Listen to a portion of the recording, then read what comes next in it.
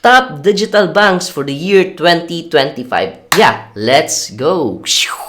Happy New Year! So, it's year 2025 na, and I'm very excited na nandito ka pa rin sa channel ko. So, yeah, once again, this is Tio Pelo, and welcome to my channel. So, ngayon pag-usapan natin, ano ba yung mga top digital banks in terms of giving the highest interest rates. Kasi ngayon, dumarami na yung mga digital banks, and isa-isahin natin, ano ba yung top digital banks, tapos, ano ba yung recommended ko out of these digital banks. So yeah, let's head over to the laptop and then let's get started. So yeah, top digital banks for 2025. Let's get started. So first off, CIMB. So sila yung currently nagbibigay ng isa sa pinakamalaking interest rate.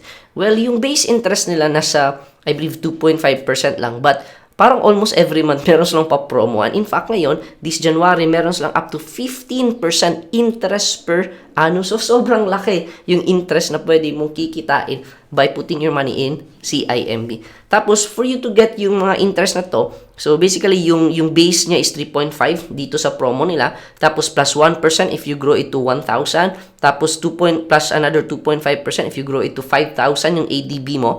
3.5% if you grow it to 10,000. Or, if you grow your ADB or yung average daily balance mo to 50,000, that's an additional 4.5%.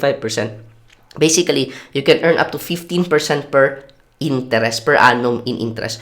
Tapos, in fact, last few months ago, nagbigay sila ng up to 25% per annum. So, sobrang laki ng interest na binibigay ni CIMB currently. But again, promo lang ito. So, paminsan-minsan or yan, nawawala siya. So, bumabalik siya sa base interest niya na sobrang liit, which is 2.5% lang.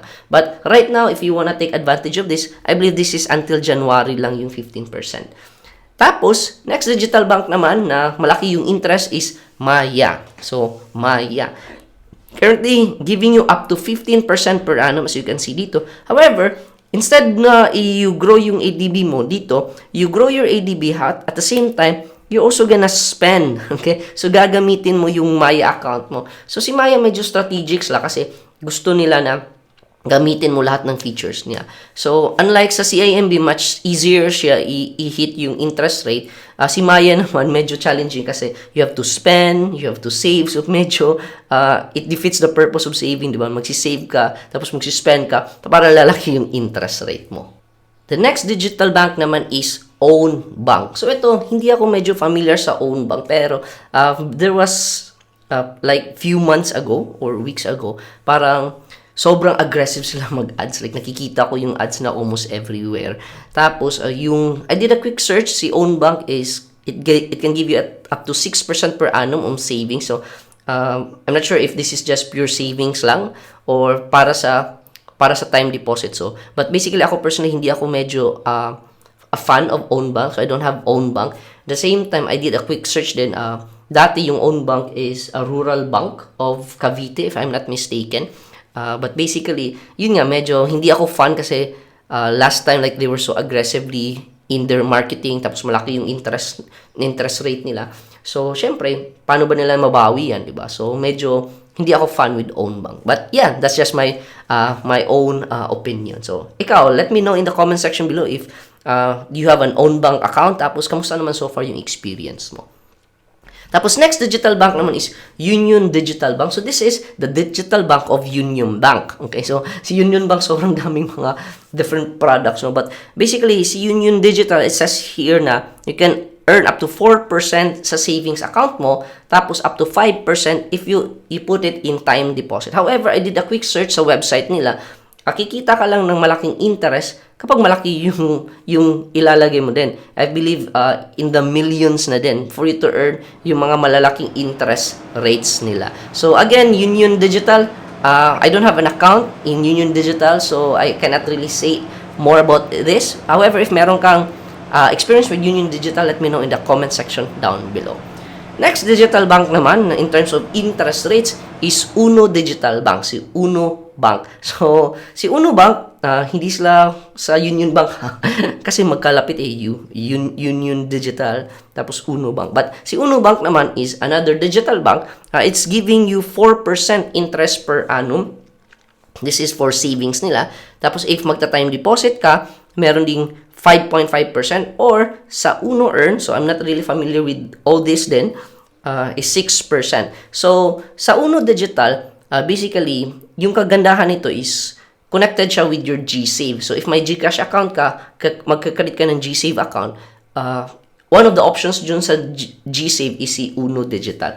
So, I have an Uno Bank account, pero naka-tie up siya with my GSave account. So, I haven't downloaded the app yet, yung separate app niya, kaya I'm not really familiar with the other features. But so far, it's giving me 4%. So, ano ba yung purpose ng Uno Bank ko? So, normally kasi I'm using GCash para makapag-invest in crypto. Kasi may G-Crypto doon. Tapos, nagte-take profit ako, nilalagay ko sa Uno Bank, sa GSave account ko. So, yun yung ginagawa ko. So far, in terms of all the features ni Uno Bank, I haven't really explored all of it yet. Next digital bank naman is, syempre, my all-time favorite, GoTyme, si GoTyme. So, currently, si GoTyme, meron silang 5 million users na kasi. That's why they're giving 5% interest per annum. So, this is valid until February 28. So, at least may 2 months tayo to enjoy yung 5% interest per annum. Tapos, however, ito yung good news. The not so good news lang with GoTyme is ganito. So, I am really, really sad with this update. Sabi dito na GoTyme, pay one, free one. Kasi before, si GoTyme, you can have free fund transfer 3 times per week. Ngayon, for you to have a free fund transfer, kailangan mo mag-pay ng 1 transfer fee, tapos yung next transfer mo is libre na. However, yung transfer fee niya is at least 8 pesos lang compared mo with other banks. Let's say like GCash, I believe 5 pesos or 15 peso. Si BPI naman is 25 pesos per transfer fee. Si BDO, I believe 10 pesos. So at least si GoTyme, 8 pesos pa rin siya. Pero ayun lang, medyo nasad lang ako kasi may free lang kasi yung fund transfers niya after up to 3 times per week. So, medyo, it's really a sad news para sa akin. Kasi again, favorite bank ko yung GoTyme. And in fact, maraming mga subscribers ko nagsasabi na, is this sponsored by GoTyme? So, actually, hindi eh. Like, sa sobrang bias ko with GoTyme, a lot of my subscribers sabi nila na sponsor to. So, yun nga, I just really love this digital bank. Kaya GoTyme, bighin naman, sponsor, okay? But yeah, I just really love GoTyme. Next digital bank naman is SeaBank. Okay, SeaBank, from the same company of Shopee. They're giving up to 4.25% per annum below 400,000. So if yung savings mo below 400,000, you can earn 4.25%. However, if above 400,000 naman, that's 3% per annum. So wala silang any pakulo si SeaBank. However, I still love SeaBank in a sense na meron silang 15 free fund transfers per week. So, kaya I love SeaBank for that. Tapos, daily yung crediting ng interest nila. And then, eto mga honorable mentions. So, Tonic, they're giving 4% sa stash nila and 4.5 if meron kayong group stash. So, if merong other Tonic users tapos magka-create kayo ng group stash, so you can earn up to 4.5% in interest. Tapos, ito naman mga I'm not really familiar with any of these banks or actually some of these banks. So, Discartech at 4.9%. So, I have no idea about Discartech. Netbank naman at 4%. So, no idea din with Netbank. And ito naman, Como, like, I think they're the worst right now. Kasi, they're just giving you a base interest of 2.5%. Tapos, meron na din silang maintaining balance. Compared with other digital banks, walang maintaining balance. So, ito yung all digital banks. Tapos, yung mga interest nila from highest paying interest rates to the lowest paying interest rates. Ngayon, let me share naman yung top picks ko when it comes to digital banks. So, number 1 pa rin is GoTyme. So, I've already mentioned this one. This is my favorite digital bank. GoTyme talaga yung in terms of like features, in terms of convenience, and of course, it's backed by the Gokongwei companies. So, the owner of Robinsons Land, the owner of Cebu Pacific. So, that's why medyo kampante ako with GoTyme. Next naman, digital bank na favorite ko is si SeaBank.